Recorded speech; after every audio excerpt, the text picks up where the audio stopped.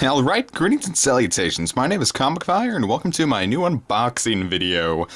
This probably would have been a little more relevant when the game was released, but then again, I did unbox Dragon Warrior 2 Monsters Kobe's Journey 10 years after that was released, so I figured I'm not too far behind.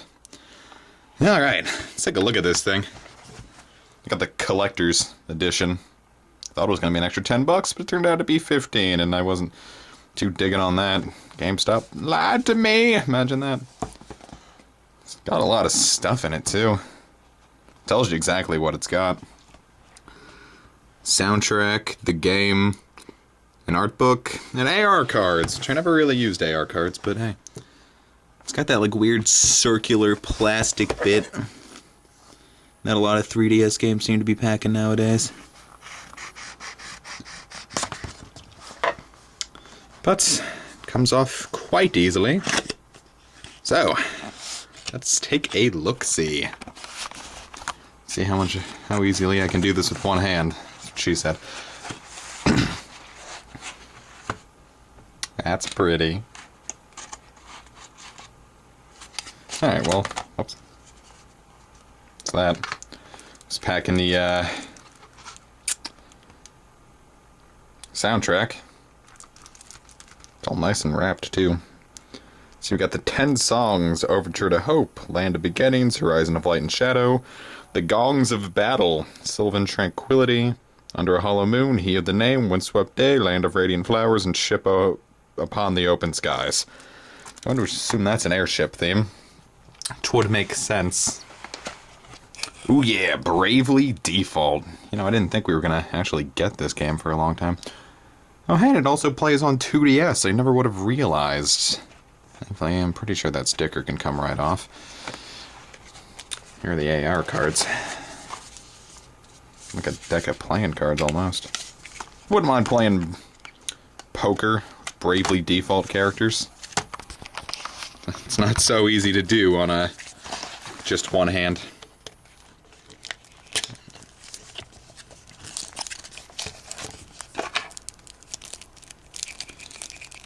And I suppose I should show them off then. I don't know if like these are the only 34 cards you can get, or they're all randomized or whatnot. But got the fairy from the box art cover. I think that's Ring a Bell. Idea. Tiz on a sheep. Some nun-like character. I know nothing about this game, by the way, just from what I played from the demo. I want to assume that's sort of like a black mage class. Some sort of priest character. Potential evil villain type character. Cute little thingamadoodle. That one douche that no one seems to like. Nah, I have no idea. Seems like he might be some form of villain. Hero guy who's probably a villain. Sassy white mage. Archer. Pirate man. Looks exactly like Cecil.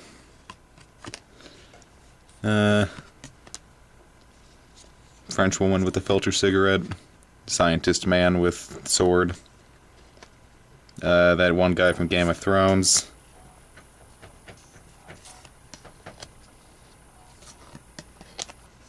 I'm running out of clever things to say. There's Tiz again. I haven't seen any Agnes, though. That's strange, considering she is... There's a rogue character, that fairy thing again. More Adia. Oh, there's Agnes. Sure took your sweet time showing up. Sweet. Now let's take a look at that art book. Not particularly large, but I wasn't expecting it to be particularly large. I think the best thing I ever got was, you know, the Shin Megami Tensei art book thing. That was cool. It actually does have quite a lot to it. I don't know what I'm saying.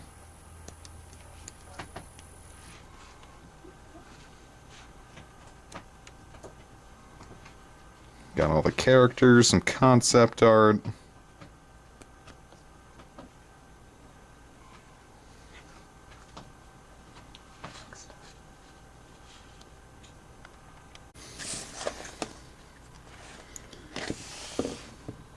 It's all pretty cool stuff. More concept art. Nice. Looks Looks like a ship, actually.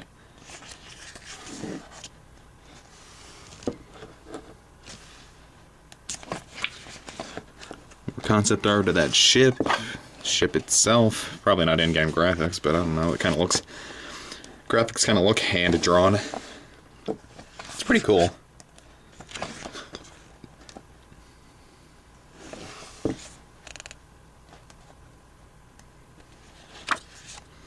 I'm just hoping the game's a little more enjoyable than the demo was, because the demo didn't really sit right with me.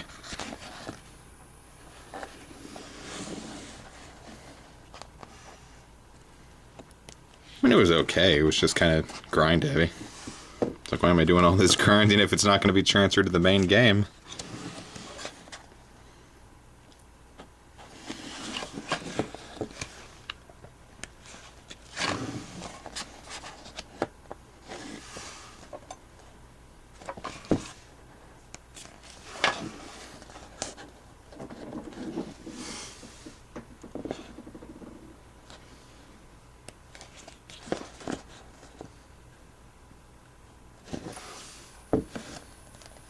And there's that village from the demo. I'm going to assume that's like the main village.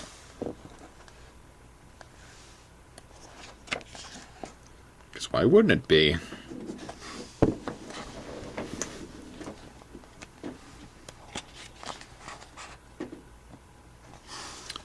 There's that flying ferry subtitle thing plot.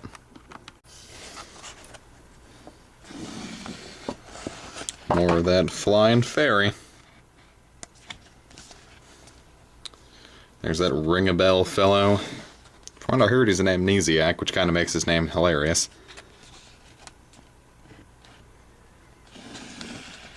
Sort of like if you named someone who didn't have legs like Legolas. You can see the little curves of some possible cheekage going on there. It's nice to know the censorship didn't go too far. Or maybe I'm just totally misconstruing that.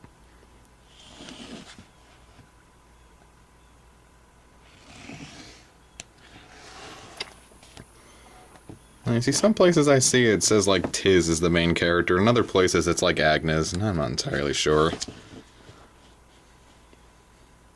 Guess we'll just go with the one with the least syllables in their name, make it easier to explain.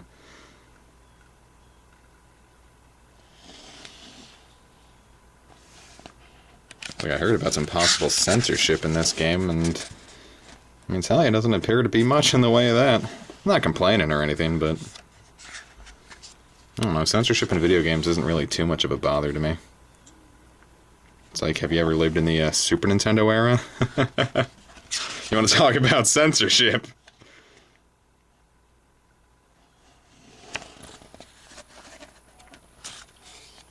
And that was the art book from the back to the front. So, there we go. We got that, got the nice pretty box. We got the game itself. It's going to go right onto my shelf. As soon as I finish Virtue's Last Reward, I'm going to get right to playing this. Music. I don't really know how good the music's going to be, but, you know, it's Final Fantasy. There's not too many bad tracks in Final Fantasy. Overall, pretty happy about this. I think it was worth the extra money. At any rate, that's the end of this one. I'll meet you in any future unboxings I may do.